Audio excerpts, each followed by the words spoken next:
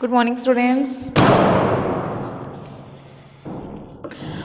आज हम स्टडी कर रहे हैं विटामिन B12 जो हमारा लास्ट विटामिन है, विटामिन बी कॉम्प्लेक्स का। ये क्या है?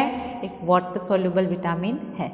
तो जितने भी बी कॉम्प्लेक्स विटामिन थे, विटामिन B1 है, विटामिन B12 है, और जैसे विटामिन B3 था, विटामिन B5 था, और जैसे विटामिन B6 है, विटामिन 7 है, 9 है और 12 है। तो ये आज हमारा क्या है? लास्ट है विटामिन। तो इसका जो केमिकल नेम है वो क्या होता है? साइनिको कोबालेमिन। ठीक है, इसका केमिकल नाम क्या है? साइनिको कोबालेमिन। ये इसका केमिकल नाम है। तो हो सकता है एग्जाम में डायरेक्ट ये पूछ लिया जाए कि साइनिको कोबालेमिन विटामिन की डेफिशिएंसी कौन सी है। ठीक है, फंक्शंस क्या है, तो आपको कंफ्यूज नहीं होना है। आपको पता होना चाहिए कि B2 को ही विटामिन 12 को ही कोबालेमिन के नाम से जाना जाता है। अब सबसे पहले हम इसका बात करते हैं इंट्रोडक्शन की। क्या है ये? It is A water soluble. मैंने आपको बताया था कि जितने भी बी कॉम्प्लेक्स विटामिन हो, जो विटामिन C है वो क्या है? एक वाटर सोल्यूबल विटामिन है। It was discovered in 1948। सबसे पहले कब डिस्कवर हुआ था? इन 1948 में ये डिस्कवर हुआ था।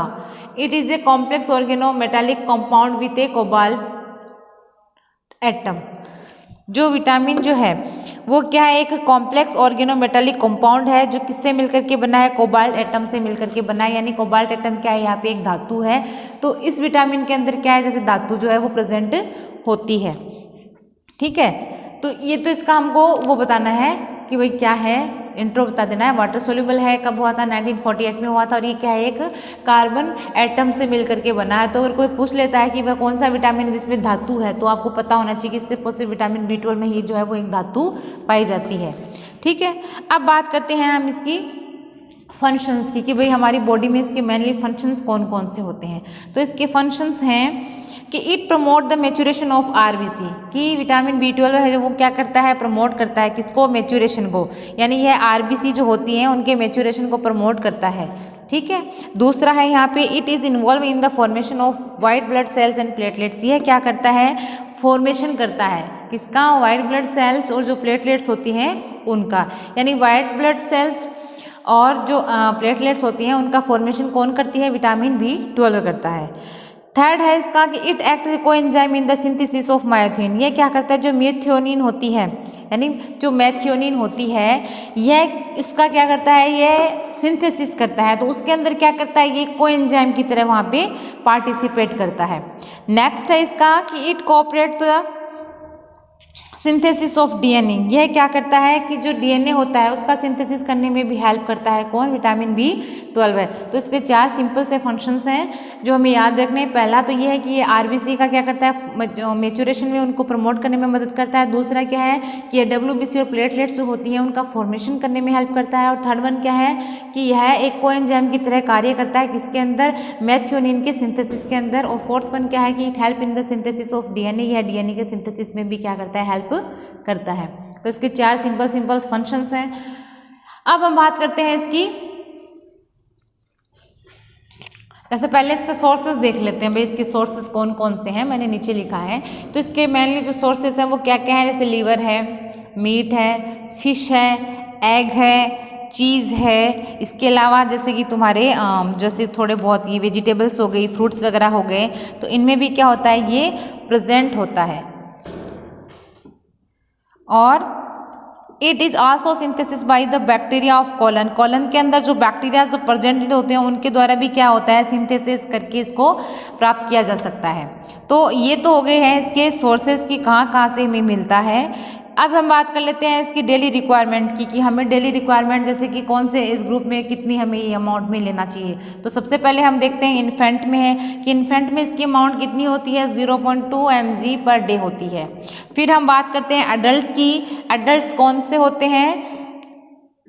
16 से लेके जो 19 ईयर तक के हैं, तो उनके अंदर जैसे कि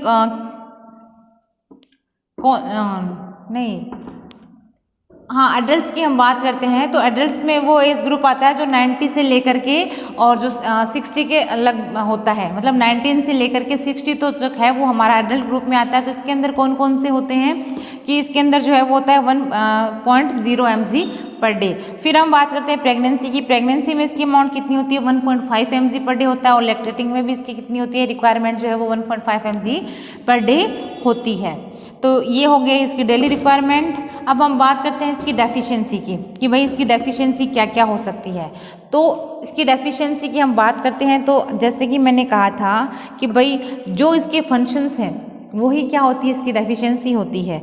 तो इसकी जो पहली डेफिशिएंसी है वो क्या है कि vitamin B12 deficiency causes the disease, इसकी कमी से एक डिजीज़ होती है जिसको नाम दिया गया है पर्नीसियस एनीमिया। हो सकता है एग्जाम में यह क्वेश्चन आए, ऑब्जेक्टिव में पूछ लिया जाता है कि जो पर्नीसियस एनीमिया है वो किस विटामिन की डेफिशिएंसी के कारण होता है। तो आपको पता होना चाहिए विटामिन B12 की डेफिशिएंसी के कारण होता है। या हो सकता है एग्जाम में ऐसे पूछ लिया जाता है कि विटामिन B12 की डेफिशिएंसी कौन सी है, तो पता होना चाहिए पर्नीसियस एनीमिया जो है वो विटामिन B12 की डेफिशिएंसी होती है। तो vitamin B12 deficiency cause the disease pernicious anaemia. This vitamin is not absorb in the disease, यह विटामिन जो है वो क्या है, अब्जॉर्ब नहीं होता है किसके अंदर, इस डिजीज के अंदर यानी पर्नीसियस एनीमिया की कंडीशन के अंदर। क्यों? क्योंकि absence of intrinsic factor in the stomach, क्योंकि हमारे स्टोमक में जो एंट्रेंसिक फैक्टर होते हैं वो क्या हो जाते हैं, अब्सेंस होते हैं तब। तो क्या होता है कि जो विटामिन है उसका अब्जॉर्प्शन नहीं होगा, और अब्जॉर्प्शन नहीं होगा तो क्या होगी, इसकी डेफिशिएंसी हो जाएगी। अब इसके सिम्टम्स की बात करते हैं तो सिम्टम्स क्या है कि the person appear well nourished with the respect to body weight, जो पर्सन है वो क्या हो जाता है, वेल नरिश्ड हो जाता है, यानी कि वो उसमें न्यूट्रिशन की कमी आ जाती है और उसका वेट जो है वो भी कम हो जाता है। स्किन आई पेल, जो स्किन जो है उसकी और जो आई जो है उसकी, उनका कलर कैसा हो जाता है, पेल कलर हो जाता है, क्योंकि यहाँ पे क्या हो रहा है, फिर जो तुम्हारे RBC जो थी उनका मेच्योरेशन नहीं होगा, तो स्किन और जो आई है वो पेल कलर की हो जाती हैं। और टंग जो है वो कैसी हो जाती है, रा एंड रेड, उसका जो है वो रा हो जाती है और थोड़ी रेड हो जाती है। माउथ अल्सर यानी मुंह में अल्सर बनने लगते हैं, नम्बनेस हो जाती है, और tingling sensation in the fingers, जो हमारी उंगलियां जो होती हैं वो ऐसे कम कंपाने लगती हैं, यानी उनमें टिंगलिंग सेंसेशन जो है हमें देखने के लिए मिलता है। और लास्ट क्या है कि haemoglobin level fall and the megaloblastic appear in the blood, जो ब्लड जो है हमारा उसके अंदर क्या हो जाता है, मैग्नोब्लास्टिक जो है वो अपीयर हो जाता है, यानी कि उसमें एनीमिया की कंडीशन हमें दिखाई देने लगती है। क्योंकि मैंने बताया है इसमें क्या होता है, WBC और जो प्लेटलेट्स होती हैं उनका भी प्रॉपर फॉर्मेशन नहीं होता है। तो हमने इसके फंक्शंस देखे थे, पहला तो क्या था, जैसे कि RBC का जो मेच्योरेशन है वो नहीं होगा तो इसमें क्या हो जाएगा, एनीमिया की कंडीशन हो जाएगी। दूसरा इसमें WBC और जो प्लेटलेट्स होती हैं उनका भी फॉर्मेशन नहीं होता है, ठीक है। तो फिर इसकी डेफिशिएंसी जो है वो हमें दिखाई देने लगती है। फिर हम नेक्स्ट बात करते हैं इसके ट्रीटमेंट की कि विटामिन B12 का जो ट्रीटमेंट है वो क्या होता है कि treatment involve the injection of B12। भाई इसमें क्या किया जाता है, विटामिन B12 के जो है वो इंजेक्शन दिए जाते हैं, किसके through, life as a oral doses can not be absorbed due to lack of intrinsic factor, क्योंकि इसमें क्या होता है कि इंट्रिंसिक फैक्टर जो होते हैं वो क्या होते हैं, उनकी कमी हो जाती है। तो मतलब अगर हम उसको ओरली देंगे पेशेंट को, अगर हम कोई इसका जो B12 का जो ट्रीटमेंट है अगर हम उसको ओरली देते हैं तो क्या नहीं होता है, वो अब्जॉर्ब नहीं होता है, क्योंकि इंट्रिंसिक फैक्टर क्या है वहाँ पे कम है या उनकी अब्सेंस होने के कारण। तो इसीलिए क्या किया जाता है, उस पेशेंट को जो होता है वो विटामिन B12 के इंजेक्शन दिए जाते हैं, क्योंकि इसमें क्या होता है कि विटामिन B12 के अंदर जो इंट्रिंसिक फैक्टर होते हैं वो अब्सेंस हो जाते हैं, जिसके कारण क्या होता है, बंदा अगर जो भी कुछ लेता है तो उसका अब्जॉर्प्शन जो है वो प्रॉपर नहीं हो पाता है। इसीलिए इसके अंदर उसके इंजेक्शन दिए जाते हैं ताकि पेशेंट जो है वो जल्दी से जल्दी रिकवर हो सके। तो विटामिन B12 हमने पढ़ लिया है कि विटामिन B12 क्या है।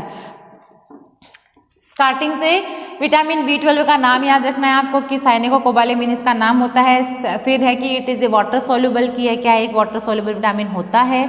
इट इज़ या इट वाज डिस्कवर्ड इन 1948, सबसे पहले डिस्कवर कब हुआ था, इन 1948 में हुआ था। It is a complex organometallic compound with a cobalt atom, यानी इसके अंदर क्या पाया जाता है, कोबाल्ट जो धातु होती है वो इसके अंदर प्रेजेंट होती है। फंक्शंस हैं कि it promote the maturation of RBC, है क्या करता है, RBC की मेच्योरेशन में हेल्पफुल होता है। It formation of WBC and platelets, ये क्या करता है कि जो WBC जो प्लेटलेट्स होती हैं उनके फॉर्मेशन के लिए हेल्पफुल होता है।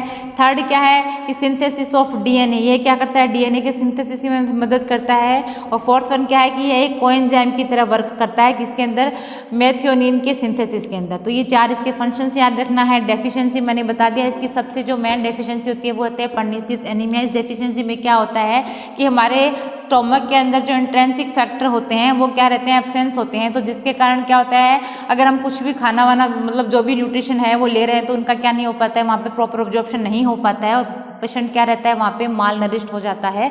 तो इस कंडीशन में ये उसको क्या किया जाता है, फिर इंजेक्शन दिए जाते हैं किसके, विटामिन B12 के, जो कि उसको हम ओरली ना दे करके इंजेक्शन के थ्रू इंसर्ट करते हैं ताकि क्या हो सके, बंदा जो है वो जल्दी से जल्दी रिकवर हो सके।